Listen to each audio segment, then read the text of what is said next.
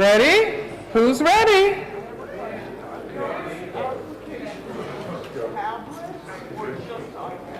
This session is going to cover mostly iPad.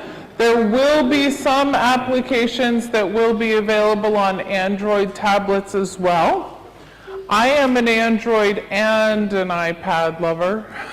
I like both systems. I think both are great. It is a question people ask me all the time. Do I want an iPhone or an Android? They both have pros and cons. They're both great. Just make sure it's one of those two, okay? So, I'm Kim Wood. It's nice to be with you today. I am with the Tech Byte, and I love technology. Who was in the Google session earlier? Did you have fun? Yes. Learn a lot? Yes. Want some more?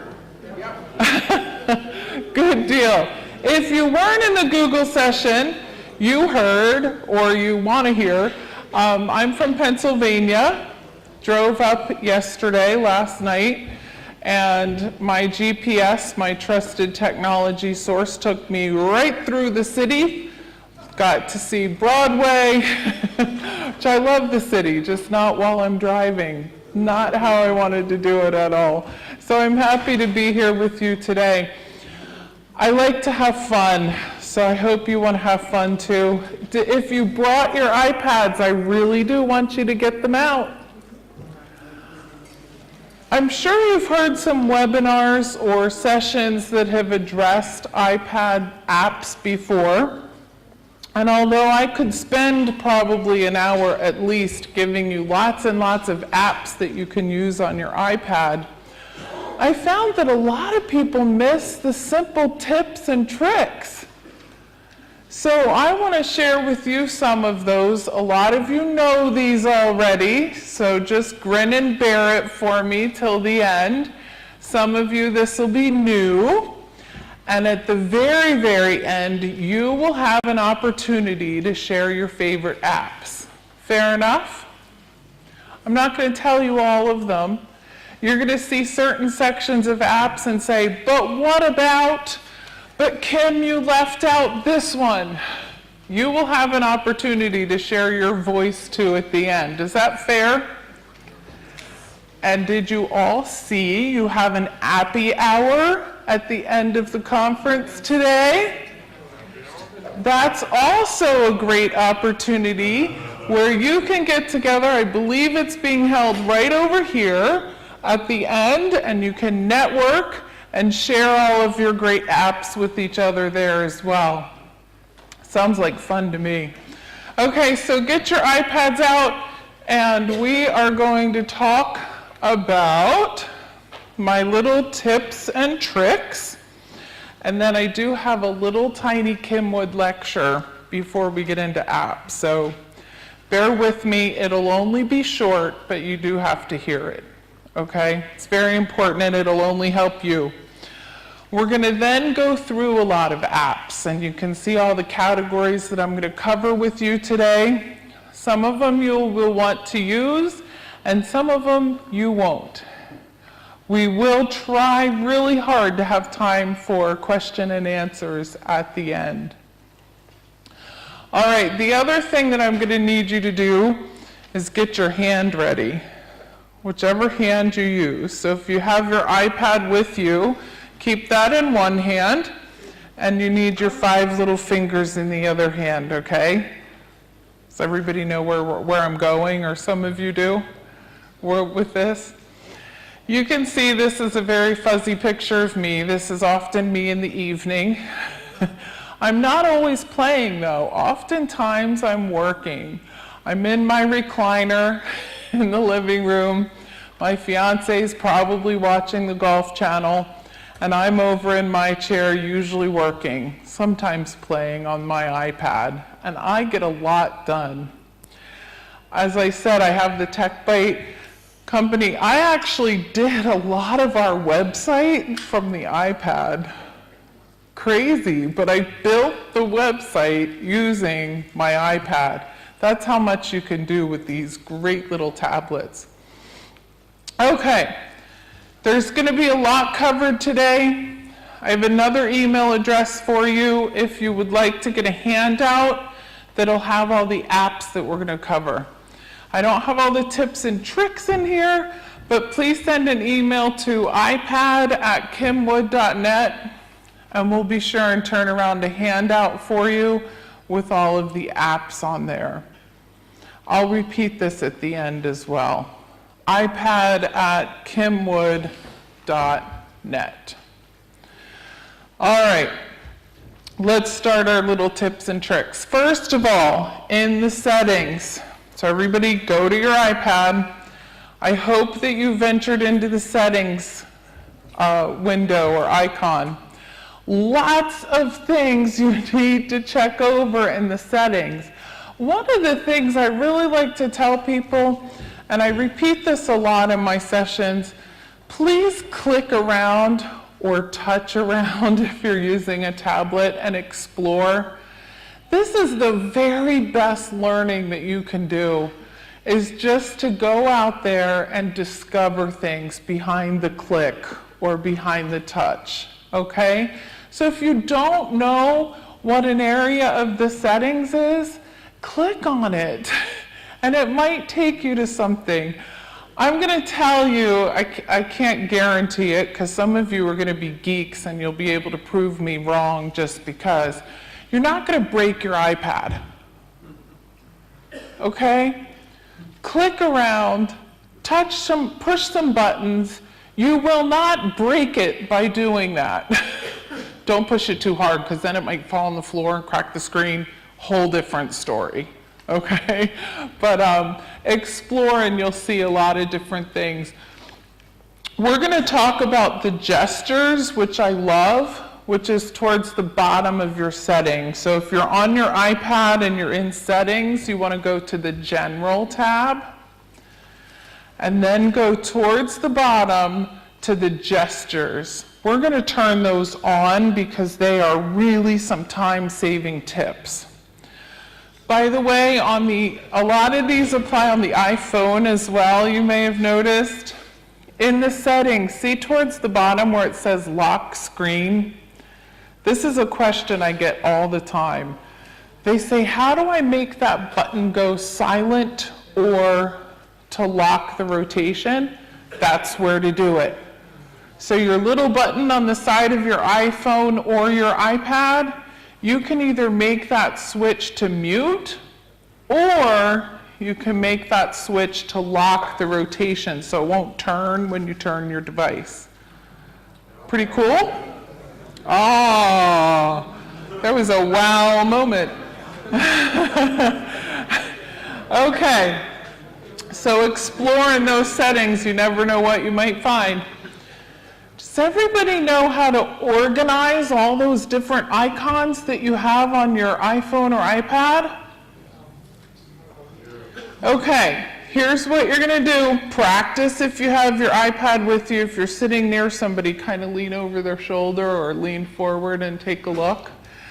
You're going to touch an icon with your finger, and I want you to drag that program or application on top of another one that goes together. So if you have 2 games or 2 real estate apps, try it for me. Drag one of them with your finger, hold it down, and drag it on top of another app, then let go. Presto, you just created a folder where you can organize them all and keep them together. Beautiful? Less clutter? Okay, so do that. To undo it, you're going to have the folder open and you can drag them back out of the folder, okay? But better if you start with things you really want to be together. So keep your, I don't care if it's actually your desktop, your iPhone, your smartphone device, or your iPads. Keep yourself organized, because a cluttered mess is not going to help you at all. Won't help with your time and for you to be efficient, and that's what I really want to show you. Okay, ready for the 5 little fingers? Okay, you have your gestures on. I want you to take your fingers on your iPad, I can do the shadow too, and squeeze them together to close a program. Okay? You can also use the button, so you see the little Apple button with the square and the circle at the top? You can certainly use that. If you're used to it, do it. I am telling you, these finger tools are really, these fingers are great tools. So have a program open and squeeze it shut. Did everybody try it? Give me a thumbs up, because I can't have voices, too many voices with this big of a crowd. Thumbs up? Good? Okay. If you already know all this stuff, it's just going to take a little bit, and we're going to get to the apps, okay? But a lot of people don't know this, and it really saves time. All right, how about to move in between programs? I have to change this slide, I apologize. You want to use 4 fingers, and you can go back and forth left or right if you have multiple programs open. See, if you're doing your email and then you have a real estate document open on your iPad as well, and you're not done filling out the contract, but you want to jump to the email, use your 4 fingers and just slide them across, and you can go back and forth in between programs. Okay? I hope you're practicing, because it's going to be hard to remember this later. You'll get your iPad out and just start doing all sorts of things with your fingers and go, I'm sure something's going to work that she said today. All right, the next one, I think my battery's going low. Close running apps. This is very, very, very, very, very, very, very important. And guys, yes, I like to have this hands-on where you can practice, but when you start talking, I know it's cool, and you want to share how cool, you want to say, wasn't that cool? It really hurts everybody else for hearing, okay? So let's keep voices down so we can do it this way. Closing your apps that are running will help to speed up your device, no matter what it is. If it's an Android, I'll tell you how to do that later. iPhones, iPad, you need to close your running apps once in a while. To do this, you can use your home button, your square, pushing it twice like a double click, or you can take your 4 fingers and slide them up. When you slide them up, all of your open programs are going to start to jiggle on the bottom, and they'll have a red circle with a line in the middle. I want you to hit a bunch of those and close them all. Close your programs. It will be amazing to you how much quicker your device operates after you do that. And you need to do that once in a while. If you see that a program is running pretty sluggish, go close some of your applications that are still running. Again, you can do that with the double click of the button as well. Okay. There's no way to close them all, right? You can close them all, one at a time. Yeah, you can't close them all together. Did you know if you have an Apple iPhone or iPad, you can message other people with Apple iPhone or iPads? Similar to a text message, you can actually send them messages back and forth, and it's called the iMessage. So you want to do that in the messages section. If any of you have kids or grandkids with iPods, my 9-year-old has an iPod, and I can message her. So that's pretty neat. They don't even have to have a phone, and I can send her messages. And I know that might sound crazy to some of you. You let your 9-year-old message you. She only can message family. I do restrict that. And you know what? It's the way it's going now. These kids learn so much of this stuff. I'd rather her learn it from me. Okay? All right, notifications.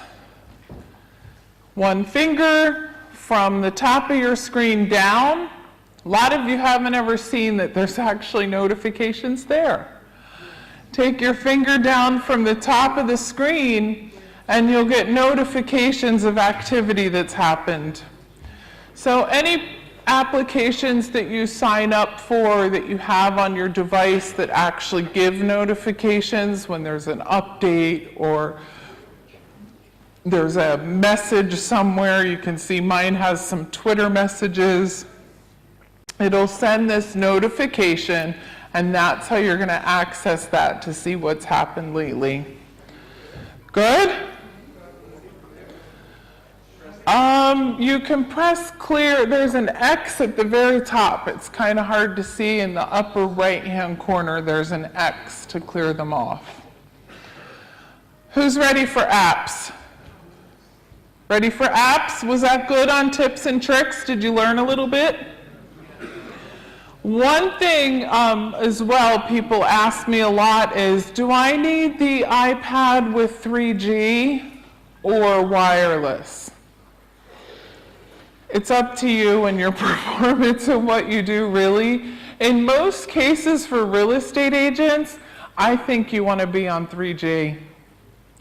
Because if you're in the coffee shop with your client and they don't have Wi-Fi, you want to be able to access properties, your documents, etc. in the field, because as real estate agents, your office is mobile, so let it be mobile, okay? Get the functionality for that. We are going to start with Kim Wood's lecture. Are you ready? I'm going to put my serious face on because it's really hard for me to do that. As you can tell, I like to have fun. Any women in here with a closet full of shoes that you haven't worn in years? Yeah. Or shoes just because they were on sale and they were cute and maybe you haven't even worn them? Maybe they hurt your feet. Maybe you haven't even worn them, but they're there just in case. Don't get the app overload syndrome like the shoes. Just because there's an app does not mean you need to have it. Got it? Number one, you're going to clutter up your device. Number two, it takes more time sometimes to learn a different app where you have one that's wonderful and you love it. Okay, so please think about that and don't get the app overload syndrome, I call it. People just go out there and learn all these new apps and download them, and like I said, they never use them. So don't be one of those people. To get apps, you want to go to the App Store. I know that seems like, yeah, a lot of people miss that part. Where do I get the apps? Certainly you can do it online on the internet with some of the providers, but the App Store is a great place to get it. Some of the apps that I'm going to share with you will cost money, and some won't. I'm pretty sure that all of them are under $10 if they do cost money, and I always like to find them when they're free. Because even at $5 a pop, that can add up very, very quickly. Okay? All right, who likes lists? Anybody? To-do lists? Do you like to take a list even if you don't cross off the to-do items? You like the list? Here's two of my favorite to-do lists. I went with Toodaloo. I'm a list taker. Toodaloo synchronizes with my Android phone, my iPad, and my laptop. So I love that. I can get it on all three of those devices. I can see my to-do list. AnyDo is also excellent and very, very popular, but these are both apps to help you with your to-do list and your tasks. You can set up a different list for each of your real estate transactions. So if you want to make sure that you perform your tasks for that listing or that buyer transaction, you can do so very easily with a to-do app like Toodaloo or any.do. Try to say those fast. Toodaloo, I'm pretty sure was free. It's so hard to remember. I'm sorry. If they're not free, they're under 10. Organization. Anybody forget your passwords? 1Password, this does cost money, not a lot again. 1Password is a great application which allows you to keep a bunch of passwords together, and you only need 1Password to access your passwords or your different sites and everything to get into sites. So 1Password is great. All of these, does Genius Scan? I'm pretty sure all of these work on Android as well. Again, I'm sorry, it's hard to keep them all straight. Dropbox. I have a feeling that's probably going to be one of the most popular apps in here. Anybody? Wow, really? I'm shocked. A quarter? Guys, if you haven't tried Dropbox, you need to try Dropbox. If you were in the Google presentation, you saw that my brand new netbook that I bought just to travel so I didn't have to lug my laptop around didn't work. When we tried to plug the monitor in, it wouldn't display on the screen. I back up to Dropbox. So we jumped on the computer that was there, accessed the presentation through Dropbox, and there we went. So you may not have seen all that. I just gave you a little behind the scenes secret. Dropbox did that for the presentation today. So you can synchronize documents or upload documents to the web and access them on all of your devices. Even on my little teeny tiny Android phone, well, it's the Samsung Galaxy 3, so it actually is a big screen, but it's still small. I could get to documents if I needed them on my Android. That's awesome, no matter where I am. Okay, SugarSync, very similar to Dropbox, but you can synchronize different parts of your computer, have them backed up to your hard drive, and also accessible on multiple devices. Genius Scan allows you to take, it's sort of like a mobile scanner, but you take pictures of it. Then you have the document within your iPad or your device, so that's pretty neat. Evernote, if you were in any of Stacy's presentations, I'm sure she's mentioned Evernote. She loves Evernote more than I do. No? Anybody like Evernote? Oh, there we go. Evernote rocks. It's a great place to take notes, keep things together. You can use templates for buyers and sellers on there. Excellent resource. And I know a lot of these you're going to have to look up later because I can't go over all the detail with you, obviously. Okay, documents. Real estate documents, right? Makes sense? We have a lot of documents when it comes to real estate. These will help you on the iPad. Numbers is a very similar application to Excel. So it's sort of like an Excel spreadsheet, works with numbers on the iPad. Pages is similar to Word. So Word document. These are both $10. PDF Annotate, love it. You can take a PDF file or a document and you can annotate on it. So you can write things, take notes, you can highlight. So that is wonderful. Notability, take notes, use that as well on your Apple devices. DocuSign, I should have looked to see if you could use that in New York. Do you guys use DocuSign here for documents? Just got it. Ooh, love it. Any of your clients that, you don't have to like meet each other face to face for every little signature and initial, and I think face to face is great, don't get me wrong. But sometimes throughout a transaction, it's like you need to grab one more initial. DocuSign is awesome for that, and you can do that on different devices. You can buy a stylus, by the way, for your iPad for probably about $10 or $15, and they can sign right on your iPad.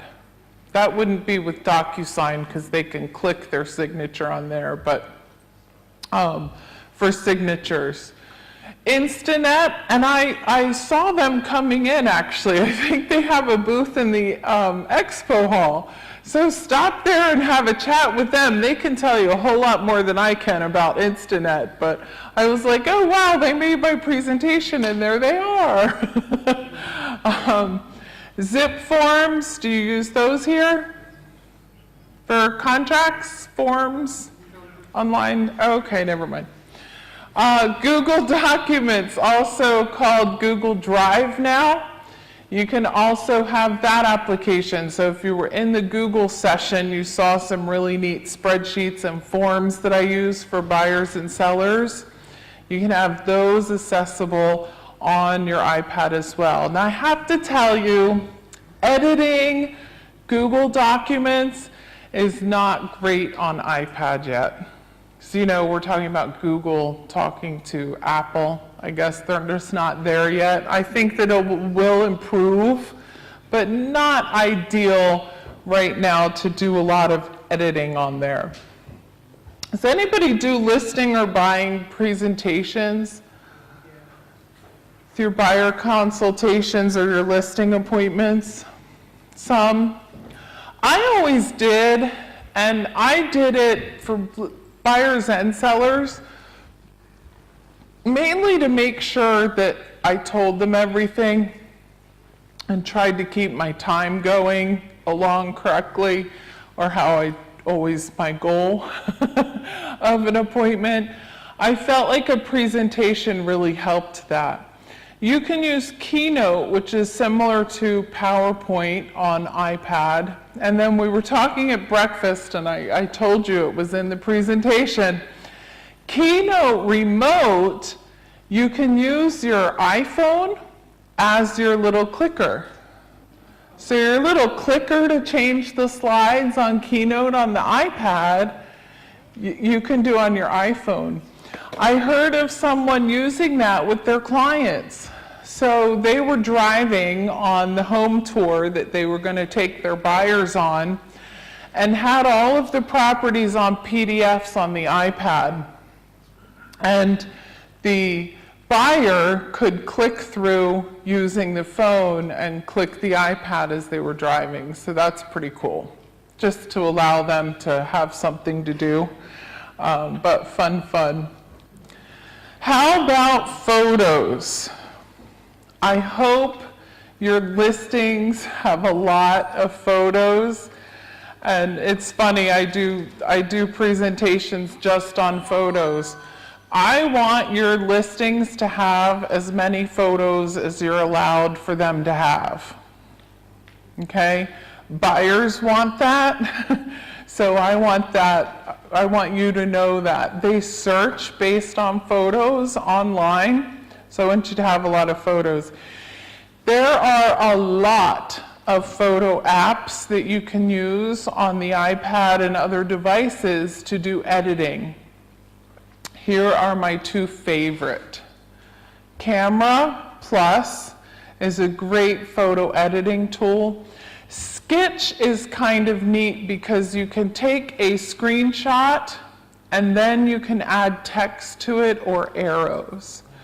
So, for example, you have an MLS printout that you give to your clients. How about the first time you have a buyer, you actually highlight different parts of that sheet? You could use Sketch to show them, here's where you find this. Click this button for additional photos. Teach them how to actually use the MLS sheets that you're going to give them or the emails that you're going to send them. Show them what's in there. Here are some apps geared right towards real estate. Okay? Total. Total is great. It's actually for appraisers, but I think it's awesome for real estate agents. Total has all sorts of different fields that you can input data into. So when you go into a property that you're hoping to list or that you end up listing and you need it for marketing, you can take notes on the square footage. You can actually take a photo with your iPad and have that attached to the same room where you take the room measurements. Pretty neat. You can have notes in there so that you can use for your marketing later as well. So Total's a really neat app. Has anybody used Open Home Pro for your open houses? Do your visitors like to use the iPad to sign in? Somebody said no. Oh, okay. Some agents do use their own iPad, so they still will sign the person in with their iPad. We'll have questions at the end, okay? We have to keep on track. So people can sign in with your iPad if you let them, or you can do it yourself. You can also track and follow up very easily with people using Open Home Pro. So pretty neat.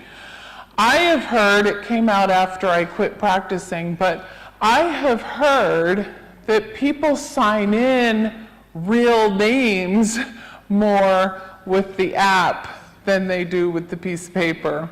I think because they're kind of on the spot and you're watching, so they're less likely to fill out something fictitious on there, so that's cool. Magic Plan will do floor plans.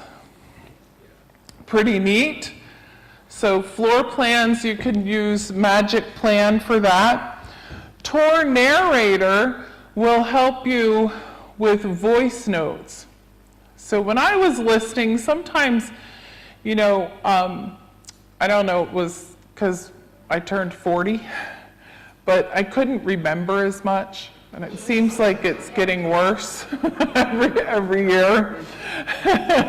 I would go into a listing and I would even take notes. And I'd get home and say, was there ceiling fans in that property? I just can't remember. So I started using voice notes.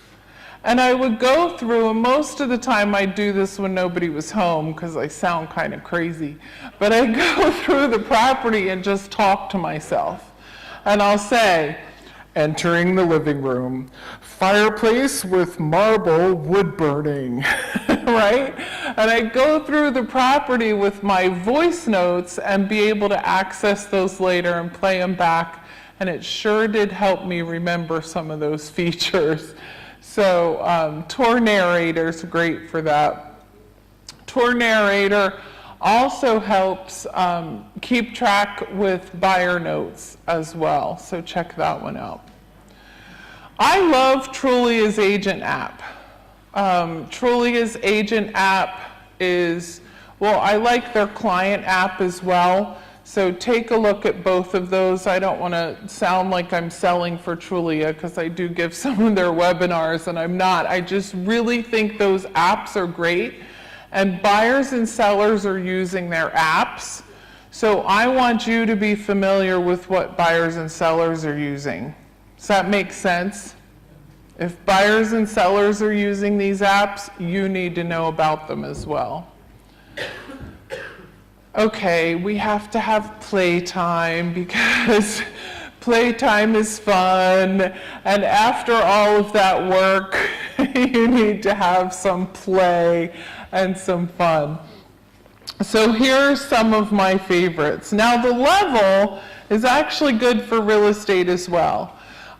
Because your level tool you can use to see if something's really crooked or not, or, in Pennsylvania, we have a lot of historic properties, and people would say, this floor is slanted so much, so I could get the level out.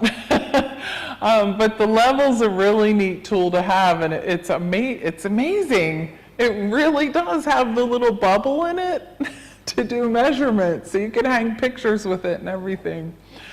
Pandora, I'm sure we have Pandora lovers in here. I still love Pandora. Some people have moved to some other music applications, but Pandora is still my favorite. I use it in the car, I use it when I'm traveling, and that's to listen to music. You select a musical artist or more than one that is one of your favorites, and it plays you that artist or musician and a lot that are like that musician. So it's fun. You can discover new people that way too. The Weather Channel. Has anybody got the iPad Weather Channel app? Isn't it neat? With the animations and stuff, and it's like, I pull up the app and say, oh, it's raining, because it rains, and then I'm like, yeah, it is. It's fun. Okay, Astra Jigsaw. Anybody like jigsaw puzzles? No? It's good for the brain. It's really good for the brain. Helps with the memory, I think. Astra Jigsaw is a really neat jigsaw puzzle. And they have a bunch of different ones that you can select, but take a look at that one for some fun. Anybody playing Words? Words with Friends? Yes, Words with Friends and Draw Something are both very, very popular. You actually play that with people, but on your own time. So when it's your turn, you get your device out, take your turn, end it, and then the next person can have their turn. So it's lots of fun. Draw Something's, or Words is like Scrabble, and Draw Something is like Pictionary. You can play with friends. All right, upcoming events at the Tech Byte. Google Training Camp is coming up. It's a 6-week training program, an hour a week live. We also record that. If you miss the live sessions, you can watch the recordings. 6 weeks, guys. It's a lot of fun, limited to 20 people. I keep it small so that we can have a good, close-knit learning group. 60-plus page workbook, lots of value there with really broken down steps on your how-to. More information about that's on the website. I do have a handout called my top tech websites. So technology websites are listed on that, and some of my favorites. So if you like technology, come and get that list at the booth. I want to hear, do we have time for favorite apps? Just a little bit from people? Okay. And then I'm just going to leave you with that website. You can check that out later.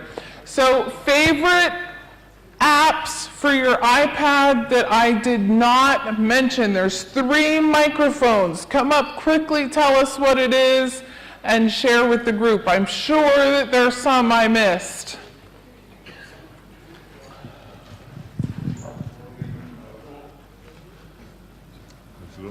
Is it on? There you go. On the phone, the flashlight app is great. Flashlight, Everybody should have yes. flashlight app. I just found a new one, magnifying app. Oh, Magnifying something you can't see, and it actually turns your flashlight on. that might help with me being over 40 and not being able to see things anymore. The magnifier app. And then he also mentioned flashlight.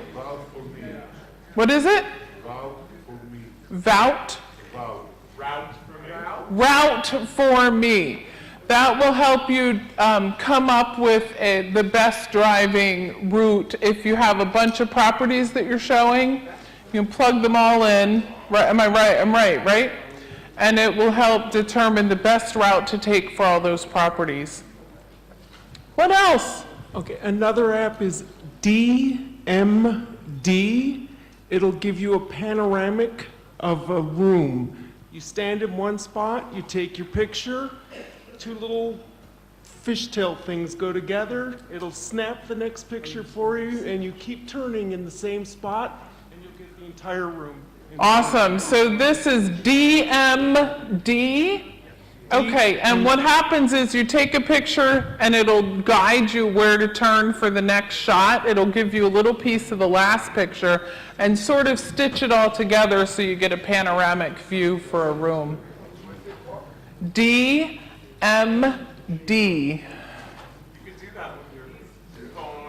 You can do that with your phone, as a lot of phones. Some phones you can't, but some phones have the setting where you can actually do that within the camera as well.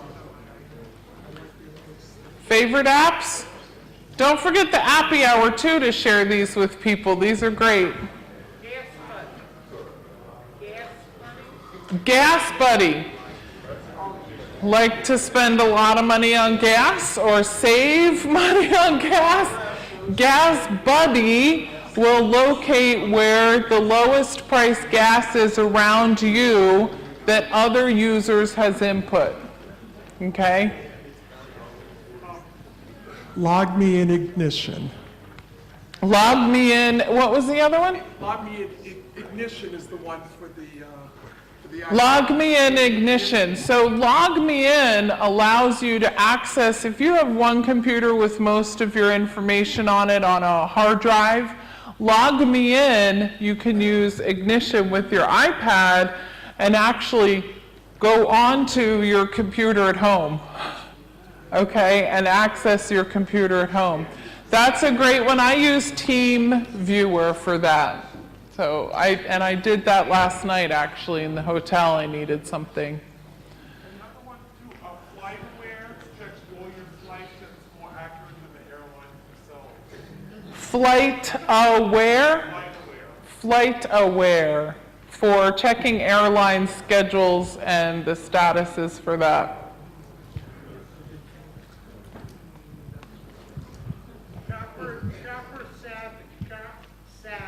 Shop Savvy. I don't know that one. You scan the QR. Oh, yeah. So Shop Savvy allows you to scan the QR code of a product or UPC code of a product, and it'll pull up online where that product is available for sale and how much. So if you're looking for something. Angry Birds is a fun one. I like Angry Frogs. Have you tried that one?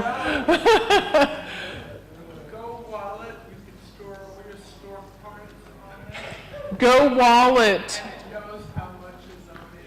If you go to Starbucks, you don't have to have all your cards with you. So Go Wallet stores those frequent shopper cards with the codes on them. I haven't heard of that one. I love the Keyring. idea. What is it? Keyring is the other one. Keyring also does it. That one I've heard of. So you store all those little cards that are attached to your keyring that gets to be too much to carry around.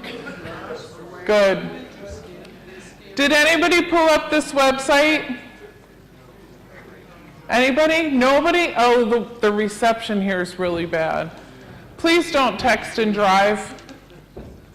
Have a good one, everybody. Enjoy the Appy Hour later. Oh, sorry. 1 second. We have a smoothie break for about 10 minutes, so if you want to get a smoothie, it's right